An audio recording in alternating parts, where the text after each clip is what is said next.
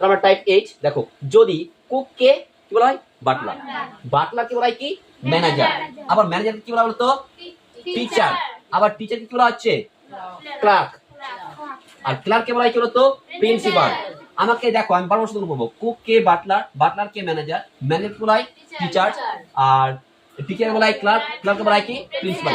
আমরা লাস্ট দেখবো কোশ্চেনে কি চেয়েছে। তাহলে আমাদের শিক্ষাদানকে বলতো, আমাদের শিক্ষাদানকে দেয়, আমাদের শিক্ষাদান কে করে? টিচার। তাহলে টিচারকে কি বলা হয়েছে? ক্লার্ক। তাহলে আমাদের অ্যানসার কোনটা হবে? তাহলে আমাদের অ্যানসার কি হলো? তো clerk is the correct answer. বুঝছো না? তাহলে আমাদের শিক্ষাদান কে করে? টিচার।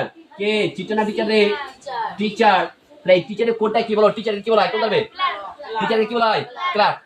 ক্লিয়ারটা বুঝতে পারো নেই? তাহলে বলো, যদি রেন কে ওয়াটার বলে, ওয়াটার কে রোড বলে, রোড কে যদি ক্লাউড বলে, আর ক্লাউড কে যদি বলে স্কাই, আবার স্কাই কে বলা হয় সি, আর সি কে বলা যদি পাত, তাহলে এরোপ্লেন কোথায় উড়ে? আকাশে না? আকাশের ইংলিশ কি? স্কাই। তাহলে স্কাই অ্যানসার এখানে কি বলতো? চুপচাপ বসে করে তোমরা সুন্দর করে দেখাও। ওকে, অবশ্যই এভাবে। তাহলে দেখো 2 নম্বরে কি বলেছে? যদি রেন কে ওয়াটার, আর ওয়াটার কে কি বলছো তো?